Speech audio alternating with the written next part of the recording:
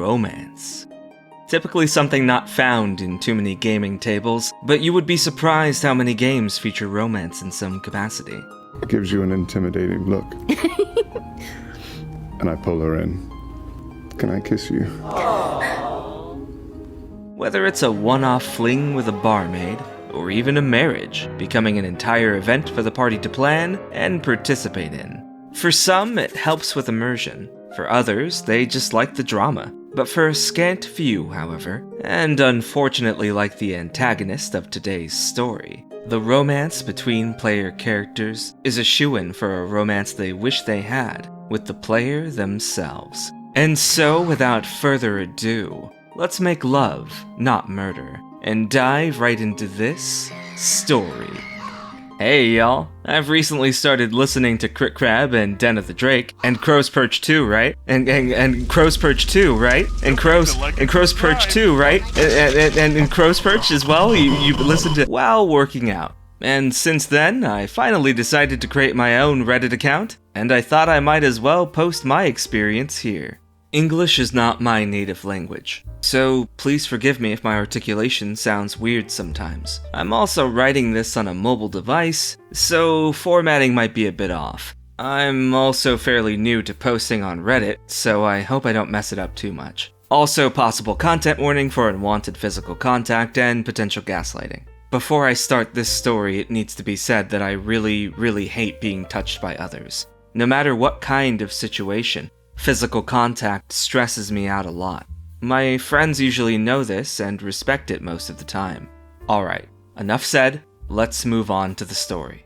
I was 16 at the time, and fairly new to TTRPGs. I've never played any system before and wasn't really interested in TTRPGs at first. This changed when 5 of my friends, including my best friend, formed a D&D group. They all played before, so there seemed to be no issues. Sometimes when I met with my best friend, she told me how much fun it was playing with this group, and told me some of the adventures their characters went through. This kinda sparked my interest for the game, and after a few months, a player had to drop out due to him moving to the other side of the country. It was then when my best friend invited me to join them, to fill up their group to 4 players again. This brings us to the participants of this story. DM. Well, he was the DM. Paladin. Chill dude, but not really relevant to the actual horror of this story. Wizard. My best friend and a great girl who helped me through a lot. Warlock. The problem in this story. Used to be a friend, and I always thought of him as being a nice dude. And then there is me. I played a chaotic good rogue noble. It was pretty much a self-insert character. Please don't judge me, it was my first character. Since I do fencing myself since I was 9, foil, if anyone asks. I made her fight with a rapier so I could describe my actions in combat more realistically, and even challenge NPCs to a proper duel. The DM helped me create this character, and we figured out a backstory together that was fitting and would directly integrate me in the story, and therefore in the party as well. So my first session rolled around, and honestly, it was a blast. I had tons of fun, and the vibe was great. All the players and the DM were patient with me getting to know the rules, and learning what I can and can't do. The DM also lent me a set of dice for this session. I got my own set very soon after that. Our DM was generally a real gem. He had his own very interesting homebrew world, with fleshed out politics and history, and was an amazing storyteller. He was able to make me really invested in our quest to defeat the false emperor that rules the kingdom with an iron fist. Then after a month of playing the game, the first small issue came up. The DM's parents got another child, and since we played at his home, it got more chaotic and noisy. That wouldn't have been a problem for the most part, but the DM felt a bit embarrassed that the game would often be interrupted by his baby sister, who'd scream her lungs out. So he asked if any of us could host our weekly sessions, and I proposed that we could use my home. Since my family is fairly wealthy, we live in a relatively large house with a nice living room that is almost perfect for playing D&D. You can dim the lights and create a fitting atmosphere, light up the fireplace, and play music over the surround sound speakers. Another bonus for me was that I had fencing practice on that day we had our weekly sessions, and now I didn't need to drive home first to shower and get changed, and then drive through town to get to the DM's house. So we were able to start even earlier. Looking back at it, that's when the first red flag showed up. Due to me sometimes practicing longer, especially before an upcoming tournament, my friends would sometimes arrive earlier than me. But that was no big deal. They knew my parents and they let my friends in. Since we usually talk a lot before sessions, it gave them a chance to start doing that while I was on my way. In this specific instance, I arrived around 10 minutes after my friends at home. I said hi to them, grabbed a few clothes from my room, and headed to the shower. Unfortunately, I can't shower at practice, and I don't want to smell like sweat when we sit close together for a few hours, while my friends discuss something I don't quite remember, but I think it was about dual-wielding in D&D. While standing in the shower, I heard a knock on the door. Me, turning off the shower, assuming it was my mom or my dad. Yeah? What's up? Warlock. Hey, can I come in for a second? Me, very surprised, but also shocked. No? I'm in the shower, dude. Warlock. Please, I won't look. I promise. I only want to grab my phone. My heart was racing at this point, hoping that I didn't forget to lock the door. To his credit, his phone was actually there. He must have forgotten it while he used the toilet, I guess. Me. No, I'll give it to you once I'm out, okay? Warlock. But I need to prove something to DM real quick. Me. Then just use Wizard's or Paladin's phone for a second. I really don't want you to come in right now, okay? Warlock. Fine. And then he left. At least I think so. And I finished my shower, grabbing his phone, and joined the rest at our table. And we played the session with no comment of what has happened earlier. It was still a very fun session though. But then I slowly noticed Warlock flirting with my rogue in-game. Nothing to really worry about, right? I mean, they spent lots of time together before, and kind of had the same background of nobles who fled their families because their families supported the evil emperor. So naturally I wasn't bothered by that, especially since he hasn't directly flirted with me. So I assumed it was only roleplay. Since we were friends outside of the game, and he didn't come across as creepy before, the shower incident aside, I naturally felt like there was nothing wrong with it. So I decided my rogue might start to flirt back. I have to make something clear though. Outside of the game, I'm really gay. I wasn't outed to most of my friends yet. Only my parents and my best friend knew so far. Therefore, I decided to make my character straight, so I wouldn't accidentally out myself. I know it's silly, but I feared that if my character was a lesbian, everybody would know I'm a lesbian as well. So, naturally, my rogue and his warlock started to fall in love with each other over the span of 2 months. It was built up well, so I didn't really think about it as being weird, and everybody else at the table thought so too. But then the fateful day arrived. I received a text from Warlock in the morning, asking me if it would be okay if our characters could be an official couple. I said sure, sounds good, and moved on with my day. I didn't sleep too well that night, had a hard day at school, and a very exhausting practice in the afternoon. Therefore, I was really tired once we started playing. Fortunately, our DM's passionate storytelling made me stay awake during the session, but I noticed that Warlock sat closer than usual. It kinda made me uncomfortable due to my fear of being touched, but I didn't say anything to not cause any complications. The story went well, and my character and Warlock's character had their first kiss and confessed their feelings for each other. It was honestly kind of cute. But then, the session came to an end. We usually keep talking after our sessions about other stuff, sometimes even watching TV or playing video games. But the couch was just too comfy at that moment, and I was too tired to keep up a conversation. So naturally, without even wanting to, I dozed off.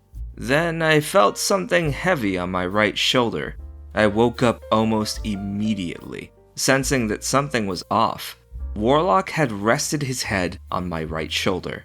He knew exactly that I hate physical contact and that it would scare me. I kind of panicked and made a sudden move to the left side to get him off me. Me. Get off and don't touch me. Warlock.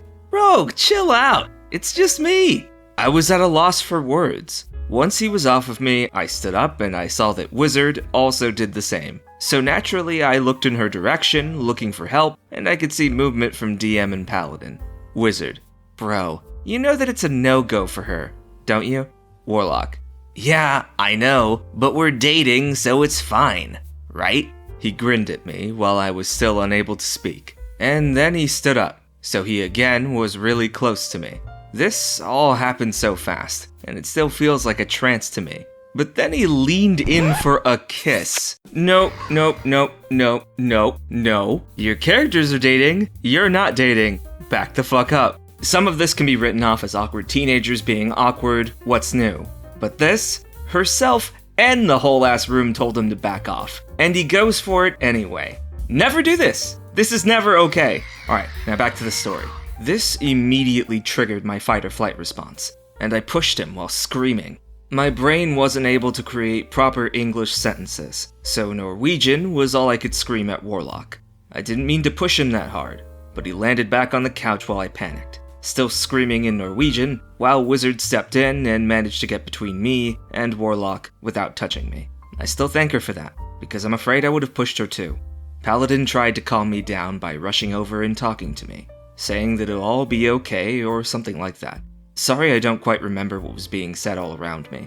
It honestly feels like a dream, and in my memories, Paladin also spoke Norwegian to me, which is not possible, since he doesn't understand a single word of it.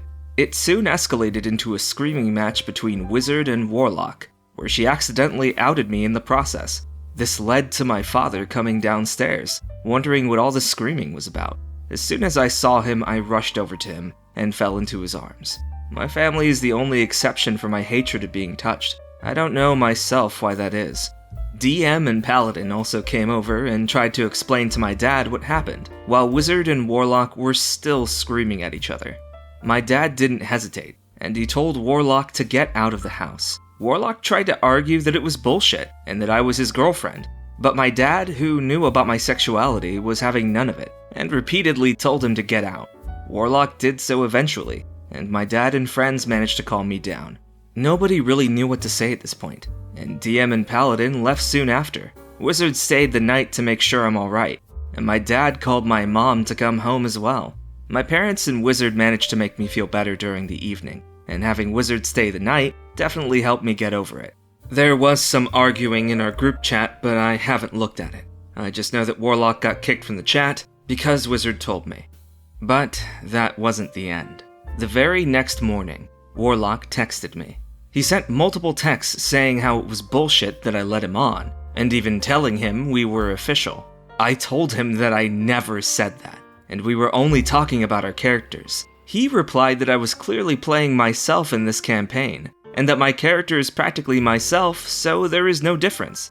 Wizard, who was still with me, took my phone after seeing how much this affected me, so the chat pretty much ended for now. Luckily it was the weekend and I don't need to see Warlock at school, so Wizard and I spent the next morning together, until she had to leave for an appointment, but told me to text her if I needed her. She gave me my phone back, and when I checked my messages, I saw multiple unread texts from Warlock.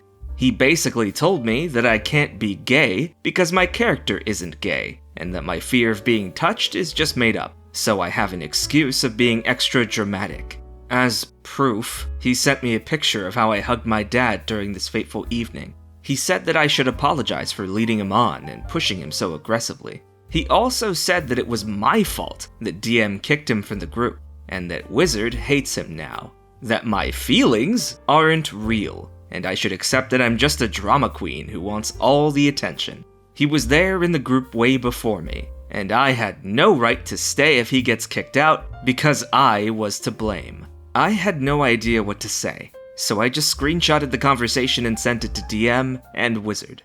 DM promised to take care of it, while Wizard started ranting about how much she wants to punch him. Well, DM definitely took care of it. I don't even know what he said to Warlock, but he didn't text me this entire weekend. On Monday, he tried to talk to me personally, but Wizard stepped right in and told him to go fuck himself. He tried it again a few days later, but I pretended that he wasn't there, and as soon as he saw Wizard coming towards him, he gave up and left. I also finally blocked him that day on all social media. We tried to continue the game without Warlock, but it was just weird to pretend nothing happened and move on.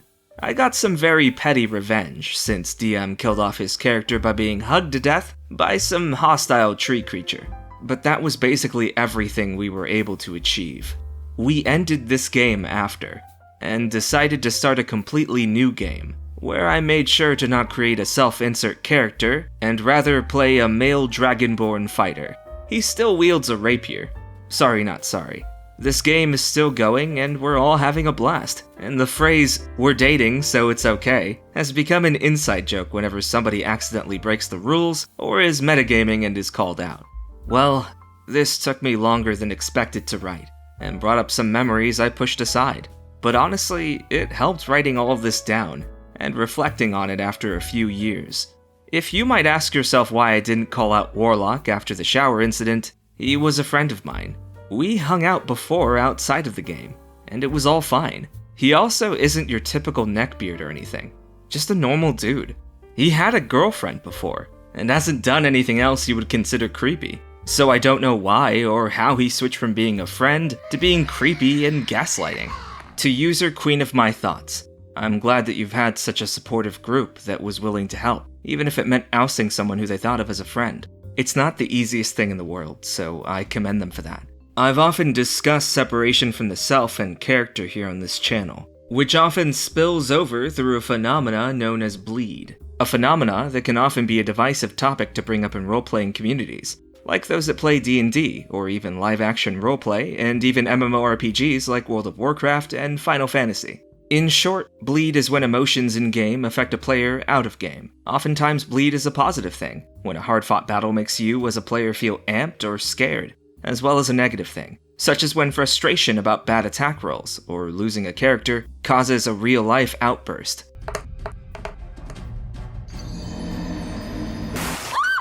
This player believed that because the OP's character consented to a relationship, that this meant that she herself also consented in real life. He believed that since she was straight in-game, that she herself was also straight. Aspects of ourselves make up the characters we create. This is true, regardless of whether or not they are self-inserts. Perhaps it'll be little things, like a hairstyle we think is cool, or maybe they'll share one of our hobbies, or a hobby that you're interested in. But these are just aspects. They don't make up the entirety of who you are. Oftentimes, these aspects are not even based in ourselves, but on media we've consumed, people we've met, or passing thoughts or dreams that hold no fundamental value in who we are as individuals that can be thrown away as quickly as they were conceived. The Warlock overstepped boundaries, ruined his friendships, and turned himself into a creep because he could not make the separation between reality and fiction. I hope that at least one person who listens to this, who is about to make the same mistake, can step back for a moment to reconsider, and that if they commit to this, they shouldn't be surprised if their real-life confession of love to the cute ranger results in them getting their ass kicked by their boy or girlfriend and the rest of the party. But to anyone else, thank you for listening to today's story. And if you enjoyed today's story and would like to see more of them, feel free to like this video and subscribe to the channel. And if you made it this far, hey, why not leave a comment? And if you can't think of a comment, just leave the comment bleed, so I know that you made it to the end of the video. And if you want to support the channel even further, then consider signing up on the Perch Patreon, and join patrons such as our Barons of Beaks. Patrons like Shar K, Kurito Kazuto, Critical Kunik, Evix, King Drazil, Christian Pip, Cosmosis, Rikus, Vincent, Haley Thompson, Zero Fang, and Netscape Navigator. But in order to become a Baron of Beaks, you're gonna have to pledge more than that. Like Jayvon Meighan, Jesse Schoedel, KuntosWeasel, MoetisMaou, Chunky Salsa, TechBlog, Kurestor, Cardespawn, Jester King, Gintahl, Lord Rende, Gibber-Woods, Wormy, Den of the Drake, McYeetly, and Anja. Or you could pledge even further and become a Duke of Feathers, like MirageVaxus, Shirotatsuma, Quinn, TheForgottenDruid, Jarett Suhr, Blues Otters, Zemlin, General Constantine Chase, Doc Salty 96, Matthew MulQueeny, and Acroth. And with all of that out of the way, I'll see you next time, as the crow flies.